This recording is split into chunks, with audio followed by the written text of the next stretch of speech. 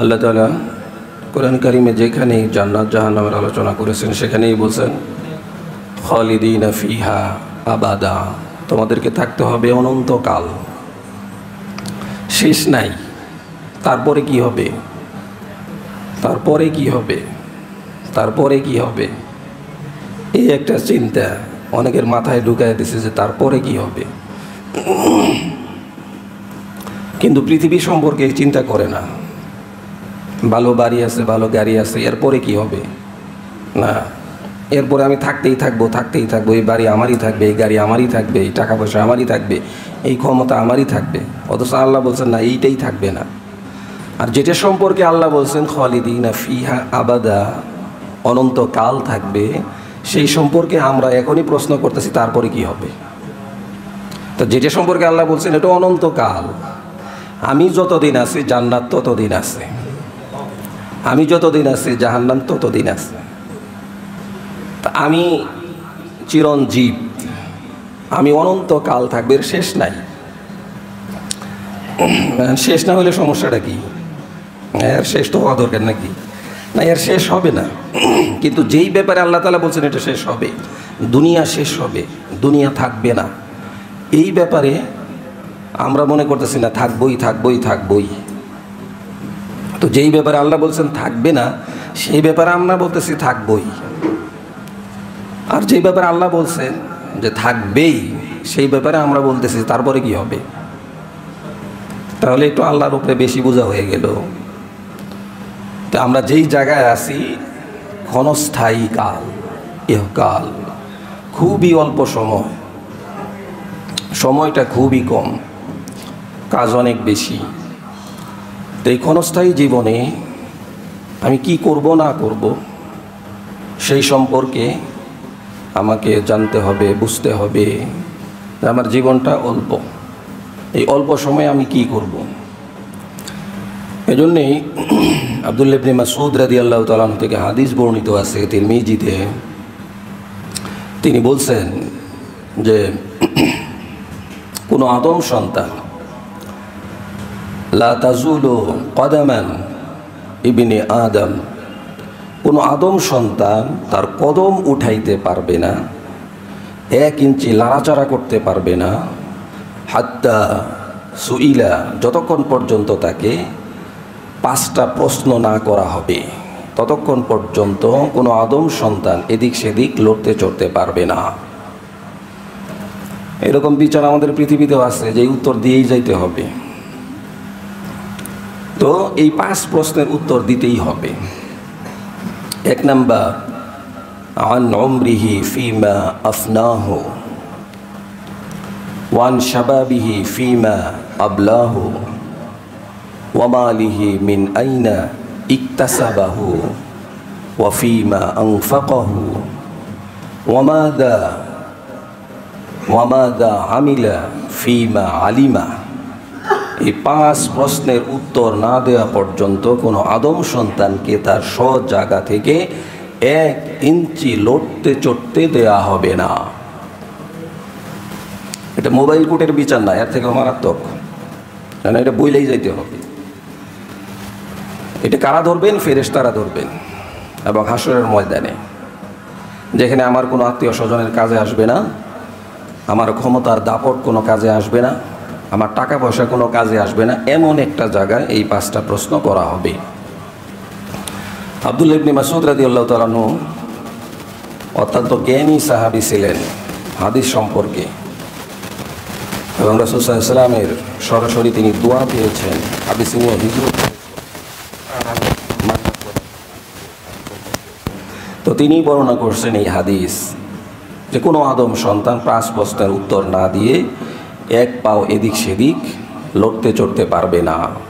সে যতই ক্ষমতাবান হোক, সে যতই টাকাওয়ালা হোক, সে যতই বডি ফিল্ডার হোক, সে যতই সুন্দর হোক, সে যতই ধনী হোক, সে যতই বড় বংশের হোক, সবার জন্যই এই 5 প্রশ্ন। তবে আমরা যত পরীক্ষা দিই সব পরীক্ষার প্রশ্ন কি থাকে? গোপন থাকে। কারণ প্রশ্ন গোপন, তাহলে পরীক্ষাটা ঠিক মতো হয়। কোনো প্রশ্নই তো ফাঁস করে দেওয়া হয় না, কিন্তু আল্লাহ তাআলা কি প্রশ্ন করবেন এটা আবার ফাঁসও করে দিয়েছেন, সুবিধার উপরে সুবিধা। বিসিএস এর পরীক্ষার প্রশ্নপত্র আমাদের দেশে ফাঁস হয় এবং হয়েছে, অন্য অন্যগুলো তো অহরহর আছেই। তাদেরকে এই সম্পর্কেও জিজ্ঞেস করা হবে যে প্রশ্নপত্র কে লিগে ফাঁস করছিল, সেই জিগাইব নি যে আল্লাহ আপনি তো নিজেই হাসরের ময়দানে 5 প্রশ্ন আগেই বলে দিছেন, এই জন্য আমিও ফাঁস করছি। তো এই যে ব্যবসা, এগুলি দুর্নীতি, চুরি, চামারি, ডাকাতি, সন্ত্রাসী, রাহাজানি, তো আল্লাহ তাআলা এই সম্পর্কে জিজ্ঞেস করবেন। তো 5 প্রশ্ন আল্লাহ তাআলা প্রশ্ন আগে বলে দিয়েছেন যে কি কি জিজ্ঞেস করা হবে। তো কি কি জিজ্ঞেস করা হবে এটা জানলে সুবিধা না পরীক্ষা দিতে? অনেক সুবিধা। বিসিএস পরীক্ষার প্রশ্নপত্র কিনছে 20 লাখ 50 লাখ টাকা দিয়েও কিনছে, কারণ এটা যদি 1 কোটি টাকা দিয়েও কিনা যায় তাও সমস্যা নাই, সে অমুক হবে তমুক হবে, একদিনে ইনকাম করবে এরকম। একদিনের ইনকাম এটা তো কোনো বড় বিষয় না, এই জন্য প্রশ্ন যত টাকা দিয়ে হোক না কেন কিনতে হবে। বিসিএস বলে একটা কথা, বিসিএসে পাশ করছে সেটা তো কী হয়ে গেছে, অনেক কিছু হয়ে গেছে। তো আমরা সবাই চাই যে প্রশ্নপত্র ফাঁস করে দেখ, তাহলে ভালো সুবিধা। তো আল্লাহ তাআলা এই জন্য এই প্রশ্নপত্র আগেই ফাঁস করে দিয়েছেন, যাতে মুমিন বান্দারা এই প্রশ্নপত্র পড়ে এর উপরে আমল করে জান্নাতে চলে যায়। আল্লাহর টার্গেট হচ্ছে বান্দাদেরকে জান্নাতে দিয়ে দেওয়া, জাহান্নামে দিয়ে দেওয়া বান্দাদেরকে, এটা আল্লাহ তাআলার টার্গেট না। এই জন্যই আল্লাহ তাআলা জান্নাত বানাইছেন 8টা, জাহান্নাম বানাইছেন 7টা, জান্নাতেই আমি বেশি দিব। কিন্তু আমাদেরও চেষ্টা করতে হবে, আমি কিছুই করব না আর আল্লাহ তাআলা আমাকে জান্নাত দিয়ে দেবেন, তাহলে এটা হবে না, ইনসাফ হবে না। তো এই জন্য আমাদের সামনে প্রশ্নপত্র আল্লাহ তাআলা ফাঁস করে দিছে যে 5টা প্রশ্ন করা হবে। আন উমরিহি ফিমা আফনাহু, তোমার পুরা জীবন তুমি কেমনে কাটাইছো, অর্থাৎ বালেগ হওয়ার পর থেকে নিয়ে মরণ পর্যন্ত তোমার কেমনে জীবনটা কাটছে এই সম্পর্কে তোমাকে জিজ্ঞেস করা হবে। সহজ প্রশ্ন না কঠিন? হ্যাঁ, সহজ, মারাত্মক কঠিন। কাদের জন্য কঠিন? আমরা যারা উল্টা পাল্টা চলে তাদের জন্য কঠিন। প্রশ্ন হাতে নিয়েই কয় এটি কোনো প্রশ্ন করছে, কোন স্যারে প্রশ্ন করছে, এটি তো পড়েই নেই, এটি বইয়েই নাই, কি প্রশ্ন করছে? কারণ সে তো বই টই খুলে দেখে না, সে সারা রাত মোবাইল টিপে, সারা রাত অন্য কামে ব্যস্ত, সারাদিন অন্য কামে ব্যস্ত, তো হে পড়বো কি? তো হে প্রশ্ন নিয়েই করে যে এইগুলি কই থেকে প্রশ্ন করছে।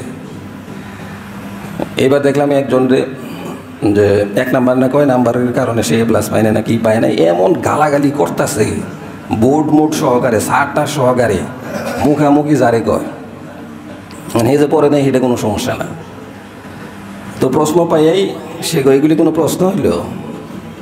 তা যারা অন্যায় করে তাদের কাছে এই প্রশ্ন অনেক কঠিন। আর যারা ভালো মানুষ আর যে ভালো ছাত্র, তো এটা তো কোনো ব্যাপারই না, 3 ঘন্টার আগেই সে প্রশ্নপত্রে সমস্ত উত্তর দিয়ে দেয়, কারণ ভালো ছাত্র পড়ালেখা করছে। তো যে ব্যক্তি আল্লাহ তাআলা যেই জন্য সৃষ্টি করছেন, মা খলাকতুল জিন্না ওয়াল ইনসান ইল্লা লিয়াবুদুন, আমি মানুষ এবং জিনকে সৃষ্টি করছি আমার ইবাদতের কারণ, আমার ইবাদতের জন্যই আমি সৃষ্টি করছি। আফা হাসিবতুম আন্নামা খলাকনাকুম আবাসান ওয়া আন্নাকুম ইলাইনা লা তুরজাউন, তোমরা কি মনে করছো তোমাদেরকে আমি এমনি সৃষ্টি করছি, কোনো পরীক্ষা করা হবে না, তোমাদেরকে পুনরুজ্জীবিত করা হবে না, প্রশ্নের সম্মুখীন করা হবে না, এইটা মনে করছো? এরকম হবে না, তোমাদের সকলকেই পুনরুজ্জীবিত করা হবে এবং তোমাদেরকে প্রশ্ন করা হবে তোমার জীবন সম্পর্কে। তো যে ভালো আমল করে সে তো প্রশ্ন পাইয়া খুশি, মহা খুশি, কিন্তু যে আমল করে না, যে দুষ্টেমি করে, পড়াশোনা করে না, সে প্রশ্নপত্র এর কাছে যতই সহজ হোক এইটাই কঠিন। তো সর্বপ্রথম প্রশ্ন হচ্ছে আন উমরিহি ফিমা আফনাহ, তোমার জীবনকাল কেমনে কাটাইছো এইটা সম্পর্কে সবাইকে জিজ্ঞেস করা হবে। এইবার আমরা একটু চিন্তা করি যে হাসরের ময়দান পরে এটা যদি আমাকে অন্য কেউ জিজ্ঞেস করে, বা আমার লাইফস্টাইল সম্পর্কে, আমার রাত্রের বিষয়ে, আমার দিনের বিষয়ে, আমার অফিসের বিষয়ে, আমার ব্যবসার বিষয়ে কেউ যদি প্রশ্ন করে আর সেটা নিয়ে যদি কেউ সিনেমা নাটক বানাইতে চায়, সেটা আমি করতে দিব কি না?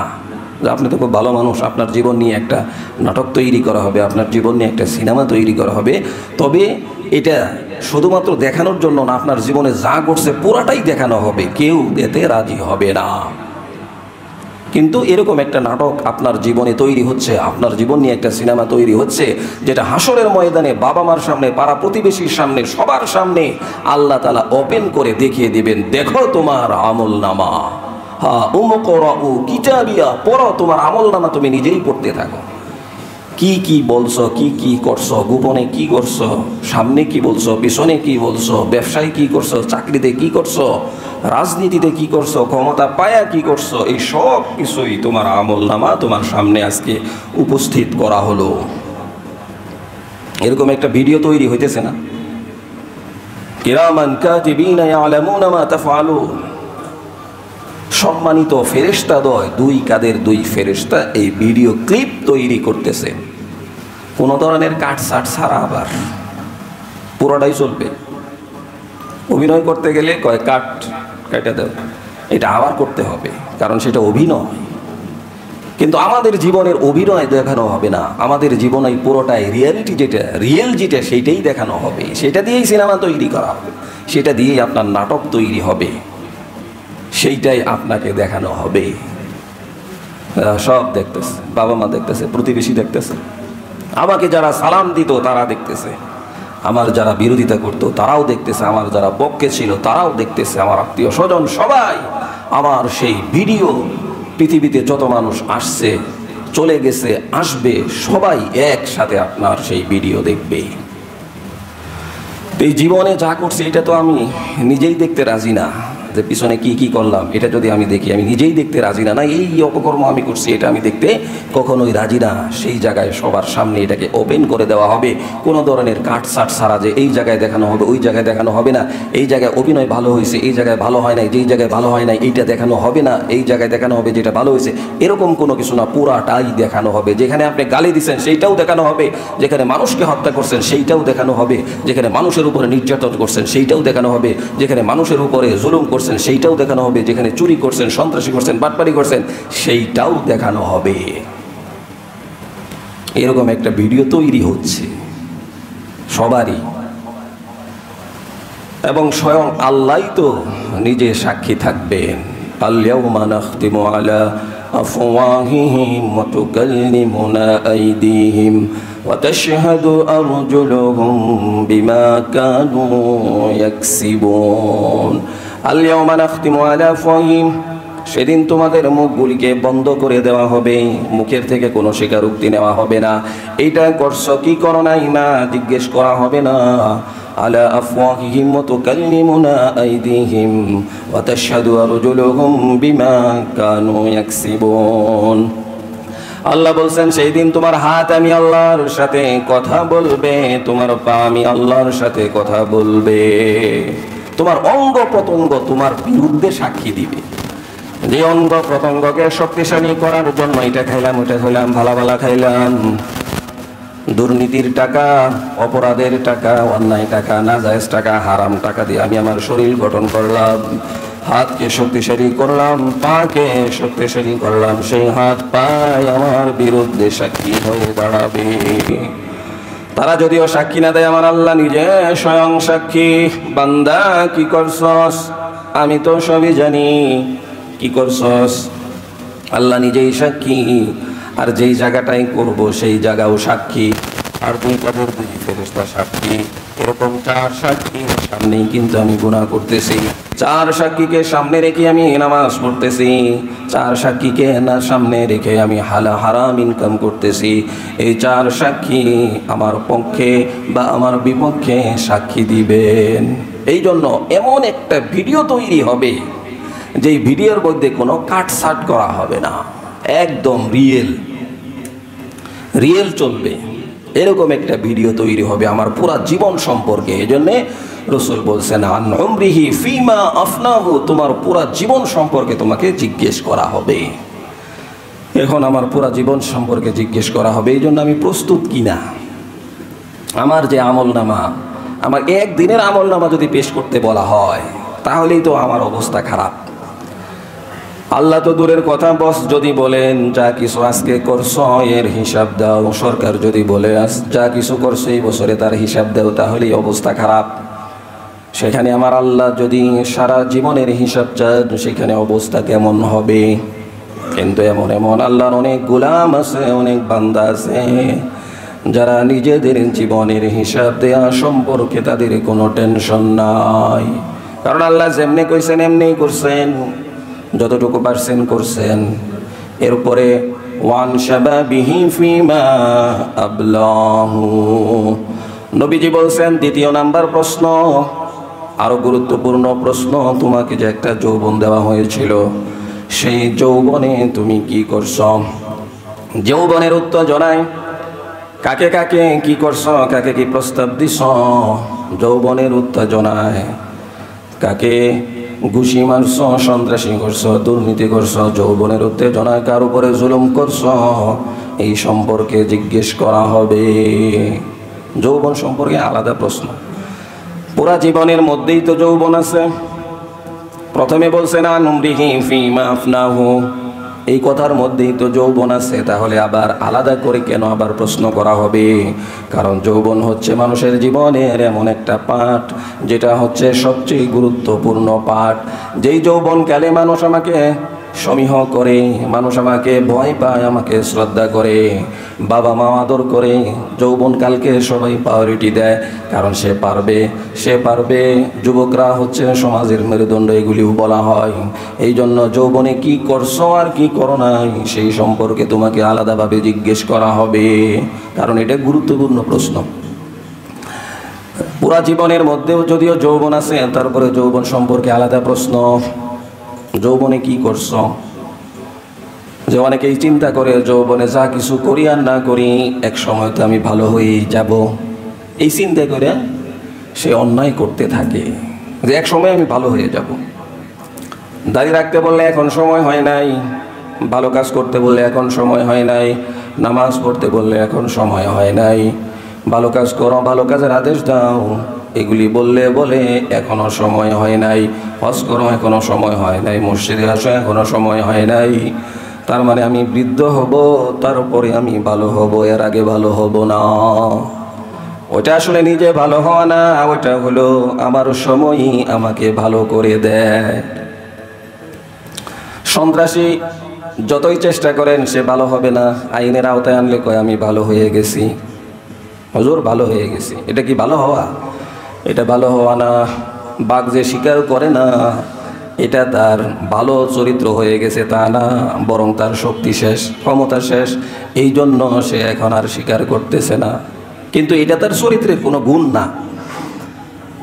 তো এই জন্যে যৌবন আমাকে দেখে সবাই ভয় পায়। আমি যেদিকে যাই, যেদিকে 10টা ছেলে চলে আমার সাথে, এবং বাবা মা আদর করে, আত্মীয় স্বজন প্রায়োরিটি দেয়, সবাই আমাকে ভয় পায়। এই সময়টা, এবং এই সময় সব কিছু করা যায়, এই সময় সব কিছু করা সহজ। এই জন্য এই সময় সম্পর্কে আল্লাহ তাআলা আলাদাভাবে জিজ্ঞেস করবেন। ওয়ান শাবাবিহি ফিমা আবলাহু, তোমার যৌবনকাল তুমি কিভাবে কাটিয়েছো সেই সম্পর্কে উত্তর দাও। এখন যৌবনকালে আমরা কেমন ছিলাম, এটা যদি আমি চিন্তা করি, তাহলে আমার আমল নামা যদি আমি একটু হাতে নেই নিজেই, যে আমার যৌবনকাল কেমনে কাটছে, যৌবন কাল আমার কেমনে কাটছে। তো হুজুর যৌবনের কাল জিজ্ঞান, বুড়ো হয়ে গেছি, এখনই তো কত ধরনের কত কিছু করি। হ্যাঁ, যৌবনকাল তো ছিলই, ওটাতে ছিল আসল সময়, আর এখনই কত কিছু করি। বুড়া হয়ে গেছে, বয়স হয়ে গেছে, দাড়ি আছে, সব আছে, কিন্তু তার দ্বারা অপরাধের শেষ নাই। সবই আছে, কিন্তু তার দ্বারা অপরাধের শেষ নাই, সমস্ত ক্রাইমের মধ্যেই সে আছে। তো বুড়ার কথা আর কি বলবে, যৌবনের কথা আর কি বলবে, সে এখনো সেই অন্যায়ের মধ্যেই আছে। 40, 50, 70, 60 হয়ে গেছে, এখনো নামাজে আসে না, এখনো দাড়ি রাখে না, এখনো ভালো কাজ করে না, এখনো সে আগে যেমন ছিল তেমনই আছে, তার কোনো পরিবর্তন নাই। বয়সের কারণেও তার মধ্যে কোনো আফসোস নাই। তারা যে শয়তান ধরছে, তো ধরার মতোই ধরছে। ওয়ান শাবাবিহি ফিমা আবলাহু, এই জন্যে রসুল বলছেন যে 2 নাম্বার প্রশ্ন হবে তোমার যৌবন সম্পর্কে, যৌবনকাল কিভাবে কাটিয়েছ। কারণ যৌবনকাল এটা আলাদা পাঠ, এটার মধ্যেই মানুষ গুনাহ বেশি করে। কাউকে তোয়াক্কা করতে চায় না, এই জন্য এই সম্পর্কে আল্লাহ তাআলা আলাদাভাবে জিজ্ঞেস করবেন। 3 নাম্বার হচ্ছে ওয়ামালিহি মিন আইনা ইকতাসাবাহু, সম্পদ কোত্থেকে অর্জন করছো, কোথা থেকে ইনকামটা হয়েছে, এই সম্পর্কে জিজ্ঞেস করা হবে। প্রশ্ন কিন্তু খুবই সহজ নাকি? প্রশ্ন যা আছে সবই সহজ, এই প্রশ্ন তো আরো কঠিন।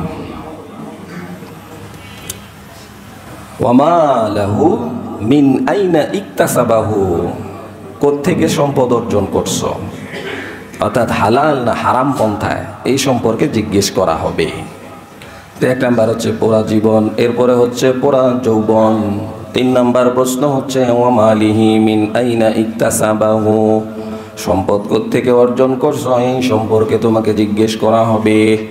চাকরি করলে সেখানে আমানতদারিতা ঠিক ছিল কিনা, এই সম্পর্কে জিজ্ঞেস করা হবে।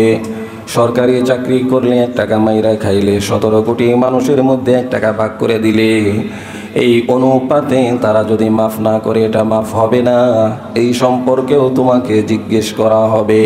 তাহলে প্রাইভেট চাকরি যারা করছে তাহলে কি তারা কি ছাড় পেয়ে গেল কিনা, না সেখানেও যদি কোনো অখিয়ানত করে থাকে সেই ব্যাপারেও জিজ্ঞেস করা হবে। সুদ সম্পর্কে জিজ্ঞেস করা হবে, ইনকাম কি সুদের উপরে আসছে কিনা। আমার টাকা আমি ব্যাংকে রেখে দিব, সেখান থেকে সুদ আসবে, আর সেটা বসে বসে খাবো আর নামাজ পড়বো, এই নামাজ কবুল হবে না, এই সিজদাও কবুল হবে না, এই হজও কবুল হবে না। কি একটা সুন্দর সিস্টেম পাইছে, হ্যাঁ? এটা মানুষ বুঝেই না। আস্তাগফিরুল্লাহ। সুদের যেই পরিমাণ আলোচনা কোরআনে আসছে, এগুলি যদি আপনি নিজে পড়েন আপনার মাথা খারাপ হয়ে যাবে। আর সেখানে সে ব্যাংকে টাকা রেখে দেয়, মাসে মাসে সুদ দেয়, মজা করে খায় আর নামাজ পড়ে বেশি বেশি, কোনো লাভ নাই, শুধু শুধু। কারণ শরীরটা, মাংসটা, রক্তটা যদি আমার হালাল না হয়, হালাল খাদ্যের মাধ্যমে তৈরি না হয়, তাহলে ওই সিজদা আমার কবুল হবে না। আর যদি ঘুষ খাওয়ার মাধ্যমে আমার শরীর তৈরি হয়, সেটাও কবুল হবে না। আর-রাশি ওয়াল মুরতাশি কিলাহুমা ফিন্নার, নবীজি বলছেন দাতা এবং গ্রহীতা দুইজনেই জাহান্নামী। এজন্য রাসূল বলছেন তোমাকে জিজ্ঞেস করা হবে ইনকামটা কেমনে হয়েছে, আয়ের পথটা কেমন ছিল, কোন জিনিস বিক্রি করে আয় করছো, আয়টা কেমন ছিল, এই সম্পর্কে তোমাকে জিজ্ঞেস করা হবে। আয় কোত্থেকে আসলো, আমি যদি চাকরি করি সেই সম্পর্কে জিজ্ঞেস করা হবে। ব্যবসা করলে ব্যবসার মধ্যে কোনো ভেজাল মিশ্রণ করে সাময়িকভাবে ক্রাইসিস সৃষ্টি করে দাম বাড়িয়ে দিয়ে এরকম করছে কিনা, এই সম্পর্কেও আমাকে জিজ্ঞেস করা হবে। ওয়াইলুল লিল মুতাফফিফিন আল্লাযীনা ইযা তালু আলান নাসি ইস্তাওফুন, ওই সমস্ত মানুষের জন্য ধ্বংস যারা মালের মধ্যে কম দেয়, ধোঁকাবাজি করে ব্যবসার মধ্যে, তাদের জন্য ধ্বংস। এই জন্য ব্যবসা করলে সলিডভাবে ব্যবসা করতে হবে, চাকরি করলে আমানত ঠিক রেখে চাকরি করতে হবে। যেই কাজই করি না কেন পুরাপুরি আল্লাহকে ভয় করি সেটা করতে হবে। সর্বপ্রথম আমাকে মনে করতে হবে আমি যা ইনকাম করতেছি হালাল হচ্ছে কিনা, এটা সম্পর্কে আল্লাহ জিজ্ঞেস করবেন। মনে মনে বলি আমার সম্পর্কে আল্লাহ জিজ্ঞেস করবেন, ঠিক আছে কোনো সমস্যা নাই। হজ করছি কিনা একবার, এই সম্পর্কে আল্লাহ জিজ্ঞেস করবেন। এই জন্য ইনকাম কেমনে করি এটার চিন্তার দরকার নাই। জাকাত দিলাম কিনা এটা সম্পর্কে আল্লাহ জিজ্ঞেস করবেন। ইনকাম কেমনে করছি এটা সম্পর্কে চিন্তার দরকার নাই। অন্যান্য সব আমল ঠিক আছে, কোরআন তেলাওয়াত ঠিক আছে, সব ঠিক আছে, এই সম্পর্কে আল্লাহ জিজ্ঞেস করবেন। এই জন্য ওগুলি ঠিক আছে, কিন্তু ইনকাম কেমনে হয়েছে এটা আল্লাহ জিজ্ঞাসাও করবেন না, এটাকে মনেও করি না। এই জন্য এটা নিয়ে চিন্তা গবেষণাও নাই, ঠিক না? না হালাল খাওয়া টাওয়া এগুলি হুজুররা বানায় টানায় কয় আর কি, এগুলি হুজুররা বানায় টানায় কয়, এগুলি সম্পর্কে আল্লাহ জিজ্ঞেস করবেন। তো আপনি কোত্থেকে ইনকাম করলেন এই সম্পর্কে আপনাকে জিজ্ঞেস করা হবে। দুনিয়ার পিছনে ছুটছে তো ছুটছে, কোন দিকে ছুটছে গাড়ি কোনো খবর নাই, কি হবে কোনো লাভ নাই, কোনো লাভ না। শেষ পর্যন্ত মরার আগ দিয়ে বলে যা করছি সব ভুলই করছি, তাহলে এই কথাটা আগে কেন স্মরণ হয় না? এই যে হুজুররা এত বলে, এত চিল্লায়, তখন তো মনে হয় না। কিন্তু মরণের আগ দিয়ে একটু 2-3 বছর আগে যখন সন্তানরা আলাদা হয়ে যায়, যখন কেউ আর থাকে না, একা হয়ে যায়, তখন সে চিন্তা করে যে আসলে কি করছি। এরপরের প্রশ্ন হবে ওয়াফিমা আনফাকাহু, এবং মাল যে ইনকাম করছো সেটা আবার কোন রাস্তায় খরচ করছো এটাও জিজ্ঞেস করা হবে। খালি ইনকাম করছো এটা জিজ্ঞেস করা হবে তা না, মদের বারে গিয়ে কয় টাকা খরচ করছো, মেয়েদের পিছনে কয় টাকা খরচ করছো, পরকিয়া করতে যায় কয় টাকা খরচ করছো, কয়দিন মোবাইল করছো, এগুলিও জিজ্ঞেস করা হবে। এবং গানের পিছনে কয় টাকা খরচ হয়েছে, অন্যায়ের পিছনে কয় টাকা খরচ হয়েছে, অন্যায়কারীদের পিছনে কয় টাকা খরচ হয়েছে, এই সম্পর্কেও জিজ্ঞেস করা হবে। ইন্নাল মুবাযযিরিনা কানু ইখওয়ানাশ শায়াতিন, যারা অপচয় করে তারা হচ্ছে শয়তানের ভাই। গুনার কাজে একটা কাজে খরচ করলো সেই শয়তানের ভাই। এই জন্য গুনার কাজে খরচ করা যাবে না। কিন্তু একটু চিন্তা ভাবনা করেন যে আমার যে টাকা পয়সা আছে এগুলি বেশির থেকে বেশি কোন লাইনে খরচ হয়েছে। আমার টাকার মধ্যে মসজিদে কয় টাকা খরচ হয়েছে, মসজিদে প্রতি মাসে আমার পকেট থেকে কয় টাকা খরচ হয়। এরকম অনেক মানুষ আছে 1 টাকাও খরচ হয় না, আছে না এরকম মানুষ? এরকম মানুষ আছে। দিলের মধ্যে আল্লাহ তাআলা এমন সিল মারছে মারার মতো। এলাকার মসজিদে বেতন 20 টাকা, তো যখন তাকে এই চাঁদা চাওয়া হয়, নানান ধরনের তার ক্রাইসিস দেখায়, সমস্যা দেখায়, দিবে না। শেষ পর্যন্ত কয় যে খানবাড়ির মানুষের মসজিদে অমুক হয়েছে, ওই চালাক, আমি দিব না। তো মেইন কথা বেরিয়েছে এখন আসলে কে লিখে দিব না। এরপরে মসজিদ ভাগ, অমুক ভাগ তমুক ভাগ, মানে মুসল্লি নাই, খালি মসজিদ আর মসজিদ। আবার বলে যে মসজিদ কইরা গেছে, মসজিদ যে কেলিয়া করছে হিংসার কারণে, ঝগড়া করে, এই সমস্ত পলিসি করে, তো সে 20 টাকা দিতেও মাসে রাজি না, সে দিবে না। তার দান আল্লাহ তাআলার জন্য আল্লাহর রাস্তায় কবুল করেন নাই। কারণ কবুল করেন নাই, তার কি করার আছে? সুন্দর সিস্টেম না এটা, আল্লাহ কবুল করেন, আমি আর কি করবো নাকি? তো আপনারটা গুনাহটাই খরচ করে, গুনাহটাই কবুল করেন আল্লাহ তাআলা, নেকেরটাই কবুল করেন না। তো চেষ্টা তো করতে হবে আমাকে। এই জন্য অনেকেই আছে যে পুরা মাসে তার 1 টাকাও আল্লাহর রাস্তায় দান নাই। নিজের জন্য খরচ করা আল্লাহর রাস্তায় দান, বিবি মেয়েদের জন্য, বাচ্চাদের জন্য খরচ করাও আল্লাহর রাস্তায় দান, ঠিক আছে। কিন্তু আল্লাহর যে স্পেসিফিক কিছু রাস্তা আছে, নির্দিষ্ট কিছু রাস্তা আছে, এগুলিও খরচ করতে হবে। তো আল্লাহ তাআলা যখনই বলছেন খরচ করার কথা, ওয়াসআলুনাকা মাযা ইউনফিকুন, যে হে রাসূল আমরা কোথায় খরচ করব। সাহাবায়ে কেরাম এসে জিজ্ঞেস করছে যে রাসূল আমরা খরচ করব কোথায় এবং কি পরিমাণ। কুলিল আফ, তো আল্লাহ তাআলা আয়াত নাজিল করছেন যে খরচ করো, এই পরিমাণ খরচ করো, যেই পরিমাণ খরচ করলে তোমার সন্তান আদি ভিক্ষাবৃত্তি করার জন্য রাস্তায় বের হয়ে না পড়ে, এই পরিমাণ খরচ করো। তাহলে মাসে 20 টাকা দিলে কি হইলো? মাসে 1000 টাকা দিলেও তো কোনো সমস্যা নাই, মাসে 50,000 টাকা দিলেও কোনো সমস্যা নাই। এমন মানুষ আছে মাসে লাখ টাকা দিলেও কোনো সমস্যা নাই। এমন মানুষ আছে মাসে কোটি টাকা দিলেও তার সন্তান আদিরা ফকির হয়ে যাবে না। তাহলে আল্লাহ কি পরিমাণ দান করতে বলছে? এটা হলো সাধারণ দানের কথা বলছে, যাকাতের কথা বলে নাই, ওটা তো আলাদা আছে। ওয়াসআলুনাকা মাযা ইউনফিকুন কুলিল আফ, এই পরিমাণ খরচ করো যেই পরিমাণ খরচ করলে তোমার সন্তান আদিরা ফকির হয়ে না যায়, অর্থাৎ তাদেরকে ফকির অবস্থায় রেখে যায় না, এই পরিমাণ খরচ করো।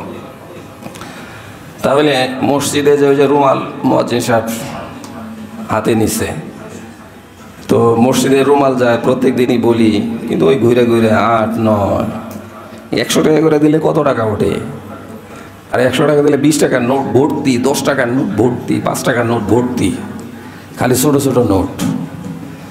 তো এই যে খরচ যে ব্যয় করতে আল্লাহ তাআলা বলছেন যে তোমরা এই পরিমাণ খরচ করো, তাহলে অর্থাৎ বেশি বেশি খরচ করতে বলছেন, এটা আল্লাহ তাআলার আলাদা একটা হুকুম। তো এই সম্পর্কে জিজ্ঞেস করবেন যে তোমার সম্পদ কোন রাস্তায় ব্যয় করছো, এই সম্পর্কে তোমাকে জিজ্ঞেস করা হবে। তো এই জন্য আল্লাহর রাস্তায় মসজিদ মাদ্রাসা ভালো কাজে খরচ করলে প্রশ্নের উত্তর সহজ, আর যদি আমি ভেজাল জায়গায় খরচ করি তাহলে প্রশ্নের উত্তর দেওয়া কঠিন হয়ে যাবে। শুধুমাত্র সন্তানদের পিছনে খরচ করতেছে আজকে অনেকেই, সন্তানের এক এক সন্তানের পিছনে 5টা প্রাইভেট। আরে বাপ রে বাপ, 5টা, ইংলিশের 2টা, অঙ্কের 2টা, অমুকের 2টা। তা ভাই কোরআন টোরান পড়ান নেই, কয় হুজুর কেমনে, সময় তো নাই। সেই যে সকালে যায় রাত্রে আসে, কোরআন পড়ার কি নাই, সময় নাই। হুজুর পড়বো নি, আর ছোটো সময় পড়ছে, এক কোরআন খতম করাইছি আর কি। সকালে মক্তবে যায়, এখন তো মক্তবই নাই, এটাও বন্ধ হয়ে গেছে। তো কোরআন পড়ানি নাই।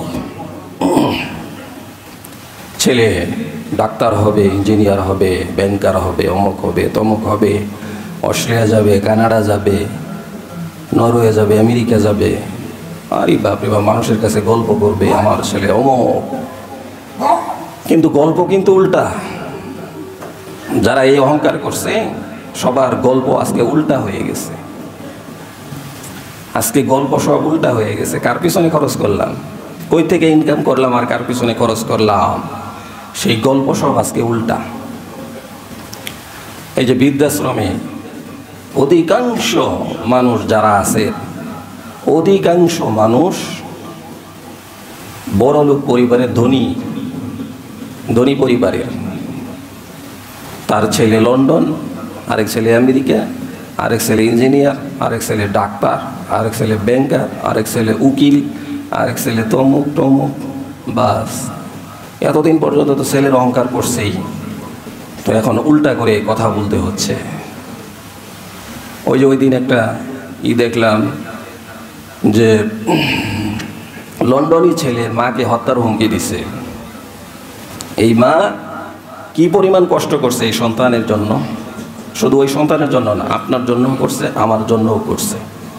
কি কষ্ট না করছে, 10 মাস 10 দিন শুধু পেটে বোঝা বইছে তা না, এরপরে গর্ভ সঞ্চার করতে গিয়ে কতটুকু কষ্ট হয়েছে, এরপরে দুধ পান করাইছে, এরপরে ডাইনে বামে শোয়াইলে পেশাব করে দিতাম, আবার সমস্ত কিছু ভিজে গেছে, এরপরে বুকে নিয়ে ঘুমাইছে, যে সন্তানে নিয়ে আবার ঠান্ডা লাগিয়ে যায়, এই জন্য বুকে নিয়ে ঘুমাইছে, বুকের উপরেও সন্তান পেশাব করে দিছে। এরপরেও মা কখনোই তার সন্তানকে ফেলে দেয় নাই, বলছে যে এটা আমার বুকের ধন, 7 রাজার ধন, বুকের ধন আমার সন্তান। সেই সন্তান ফোন করে বলছে যে বাবা তো অনেক আগেই মারা গেছে, বাপের কাছ থেকে টাকাটুকু যা ছিল 1.5 কোটি টাকা লিখে নিয়ে গেছে, অন্যদেরকে দেয় নাই। লন্ডনী ছেলে, কত আশা ছিল এই ছেলেকে মানুষ করতে গিয়ে, পিতা মাতা কত কষ্ট করছে। সেই 5 বছর থেকে অমুক স্কুলে নিয়ে যাও, কিন্ডার গার্ডেনে নিয়ে যাও, সকালে ঘুম লাগছে না, ঘুম বাদ দিয়ে 8টায় বের হইতে হবে, সেখানে নিয়ে গেছে, বৃষ্টি নাই, বাদল নাই, ছাতা নিয়ে, রেনকোট পরে, এরপরে স্কুলে নিয়ে গেছে, স্কুল থেকে আনছে। এটা হচ্ছে চাকরির থেকেও বড় চাকরি, এবং এর পিছনে এত এত মাস্টার, এত এত প্রাইভেট, এগুলি ব্যবস্থা করতে গিয়ে কত কিছু করতে হচ্ছে, কত খাটনি করতে হচ্ছে। চাকরির পরে আবার আরেকটা আলাদা চাকরি, চাকরির পরে আবার কত কষ্ট করতে হচ্ছে, হারাম ইনকাম করতে হচ্ছে এই সন্তানের জন্য, প্রাইভেট টিউটরদেরকে টাকা পরিশোধ করার জন্য। কিন্তু আল্লাহ ওই সময় থেকেই দেখে রাখতেছেন, ও সব দিকেই তুমি করতেছ, কিন্তু আমার কোরআন তো শিখাইতেছ না। আচ্ছা ঠিক আছে, লাস্ট পর্যন্ত যাও, কি হয়। তো এরপরে এই ছেলেকে এত কিছু করার পরে লন্ডন পাঠাইলো, লন্ডন পাঠানোর পরে বাবার কাছ থেকে এত টাকা নিচে নেওয়ার পরে বাবা মারা গেল। এরপরে মাকে ফোন দিয়ে বলছে যে তোমার যে সম্পদ আছে, ফ্ল্যাট আছে, গাড়ি বাড়ি আছে, এটা কবে দিবে। তো মা বলছে যে আমি যতদিন বেঁচে আছি ততদিন তো আমি আছি, আমি মারা গেলে তো তোমরাই পাবে।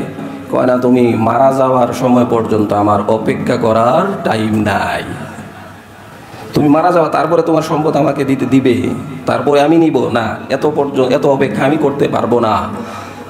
বলতেছে যে তাহলে 20 বছর যদি বাঁচো, তো 20 বছর বাঁচলে 20 বছর পরেই নিবি। কয় না, তুমি এতদিন বাঁচবা, মানে তার মনের কথা এটা, যে তাহলে 20 বছর বাঁচলে 20 বছরে অপেক্ষা করতে হবে। তার মানে সে চাইতেছে যে এখনই মা মরে না কেন, এখনই সম্পদের ভাগ নিব না কেন।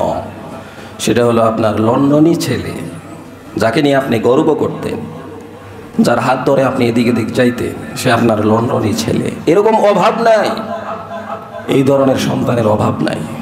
তো এই জন্য আজকে কার পিছনে খরচ করতেছেন? সব আফসুসের কারণ হবে। এটা তো দুনিয়াতেই এই অবস্থা। ইয়াউমা ইয়াফিরুল মারউ মিন আখি ওয়া উম্মিহি ওয়া আবি ওয়া সাহিবাতিহি ওয়া বানি। সবাই একজন আরেকজনের থেকে সেই দিন পলায়ন করবে। কেউ কারো পরিচয় দিবে না, বাবা মার পরিচয় দিবে না, বাবা মার পরিচয় দিবে না, সন্তান পিতার পরিচয় দিবে না, পিতা সন্তানের পরিচয় দিবে না।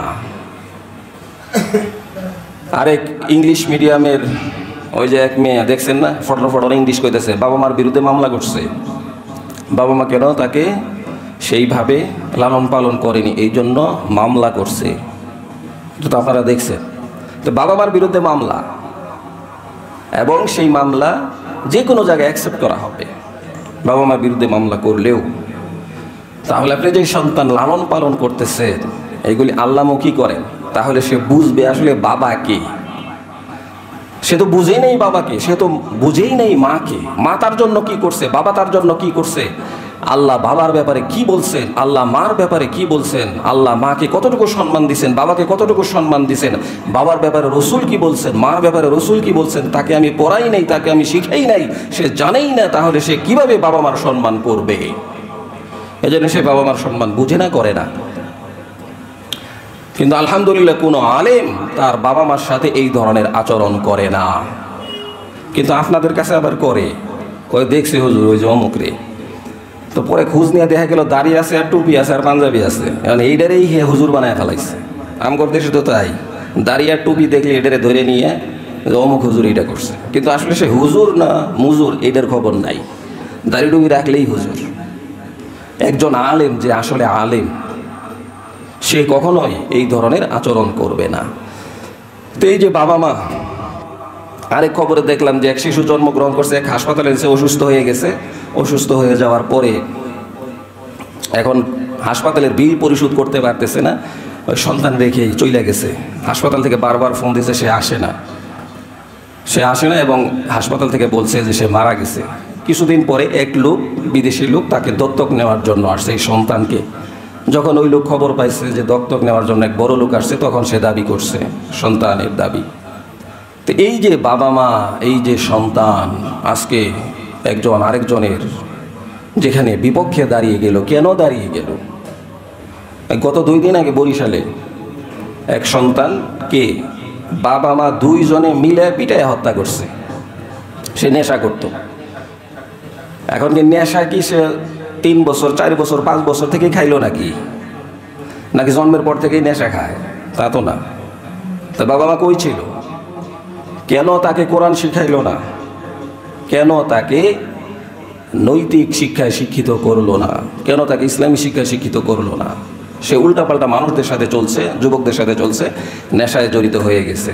এখন মাকে উত্তপ্ত করে, বাবাকে উত্তপ্ত করে, এরপরে বাবা কুলাইতে না পাইরা নিজের কলিজার ধনকে নিজ হাতে হত্যা করছে। কোথায় গেল আমাদের মানবিকতা, আমাদের মানুষত্ব কোথায় গেল? এজন্য কোরআন হাদিস যদি না থাকে, তার মধ্যে মানুষত্ব থাকতে পারে না। সে মানবতার কথা বলবে, মানবতার গান গাইবে, কিন্তু তার মধ্যে মানবতা থাকতে পারে না। আজকে ফিলিস্তিনে হাজার হাজার, গাজায় হাজার হাজার, সিরিয়াতে হাজার হাজার, লেবাননে হাজার হাজার শিশু, আবাল বৃদ্ধা বনিতাকে হত্যা করা হচ্ছে, তাদের মুখের খাবারকে কেড়ে নেওয়া হচ্ছে। কোথায় আজকে তাদের মানবতা? কই মানবতা? তাদের ব্যাপারে মানবতা নাই। অথচ আজকে আমাদেরকে মানবতার সবক শিখাইতে আসে এই সমস্ত পশ্চিমারা। এটা আসলে মানবতা না, এটা হচ্ছে ধান্দাবাজি। আজকে ফিলিস্তিনে যতটুকু নামে মাত্র তারা ত্রাণ দিচ্ছে, এর মধ্যে দেখা গেছে যে এক ধরনের বড়ি খুঁজে পাওয়া গেছে, যেটা খাইলে নেশাগ্রস্ত হয়ে যায় এবং যুবক যারা, তাদের লাইফ চিরতরে শেষ হয়ে যায়। এমনকি এই যে এখন যে ত্রাণ দেয়, দেখছেন তো, শুকাইতে শুকাইতে এই বিশ্বে, এই উন্নত বিশ্বে, এই আধুনিক বিশ্বে, এই ইন্টারনেটের বিশ্বে পৃথিবীর কোনো জায়গাতে কোনো সন্তান না খেয়ে থাকবে, এটা চিন্তা করা যায়? এটা কল্পনা করা যায়? কিন্তু কল্পনার দরকার নাই, এটা বাস্তব। আজকে গাজার শিশুরা না খেয়ে বিনা চিকিৎসায় মারা যাচ্ছে। শরীরের হাড়গুলি শুকায়, কথা বলতে পারতেছে না, চোখ খুলতে পারতেছে না। এবং এই যে ত্রাণ যেগুলি যায় এগুলি ইসরায়েলের অনুমোদন ক্রমে যায়, যেগুলি নামে মাত্র ফটো শো করা হয় যে দেওয়া হচ্ছে, আসলে দেয় না, অল্প কিছু দেয়।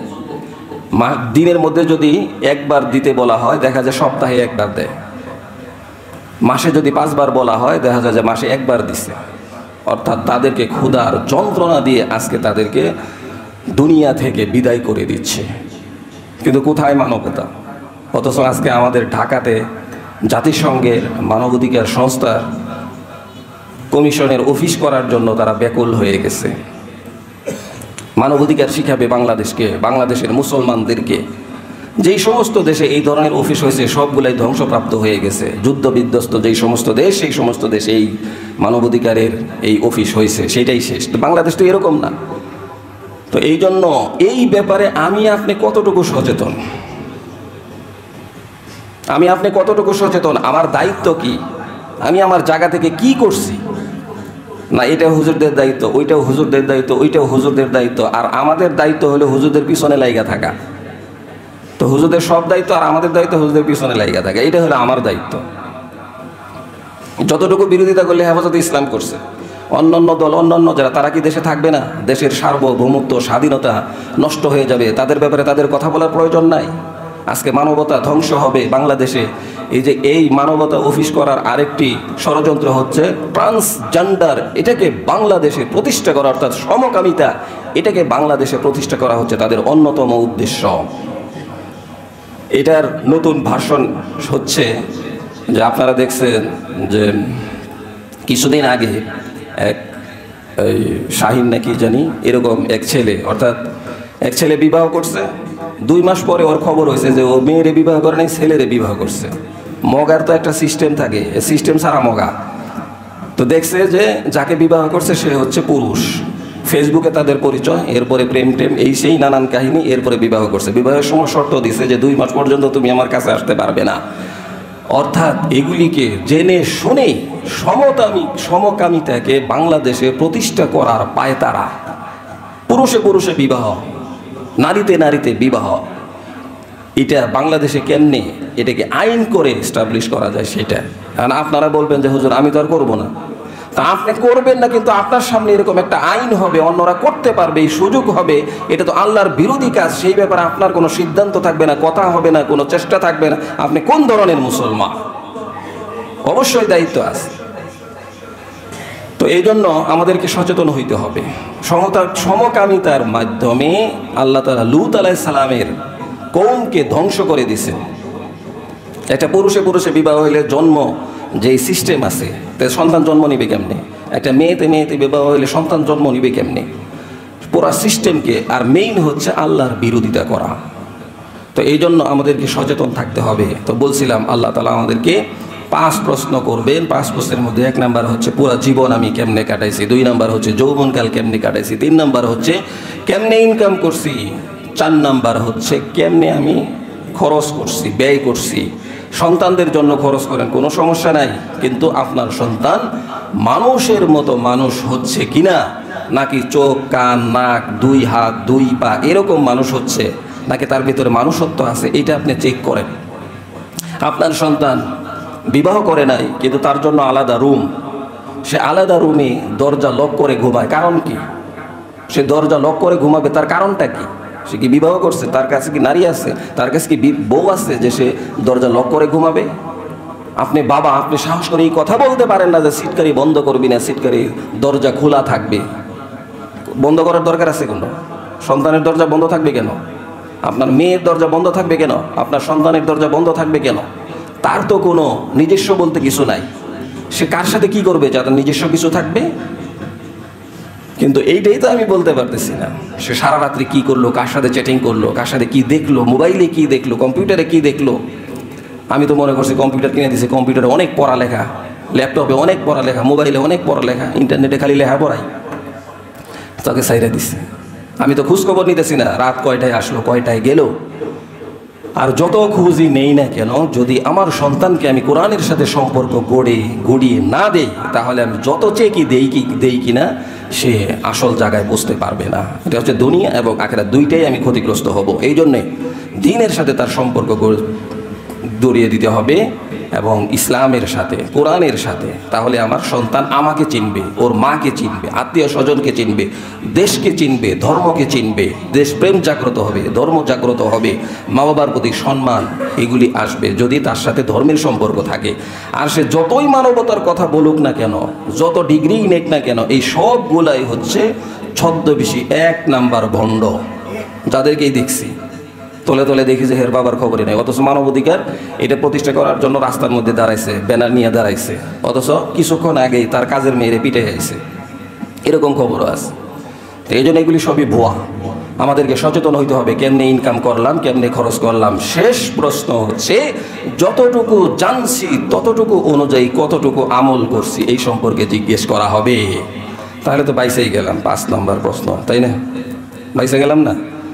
কেউ যে আল্লাহ আমি কিচ্ছু জানি না, আমি আলেমও না, আমি কিছু জানিও না, আল্লাহ আমি মাফ করে দেন, কত সহজ না যে সব আলেমরা জানে, হেদেরকে ধরেন, আর আমি যেহেতু কিছুই জানি না, ও তুমি সবই জানো, সুদ খাওয়া এটাও জানো, আর আলেমরা সবই বলছে, আর যখন বলতো আরো তাদের বিরোধিতা করতে, হুজুর কেন এই কথা কয়, আর তুমি জানো না, আসো আজকে। তো এই জন্য এই কথা বলে পার পাওয়ার কোনো উপায় নাই। আল্লাহ তাআলা আমাদের সকলকেই 5 প্রশ্নের উত্তর ঠিক করার জন্য তৌফিক দান করুন, সেইভাবে জীবন তৈরি করার তৌফিক দান করুন।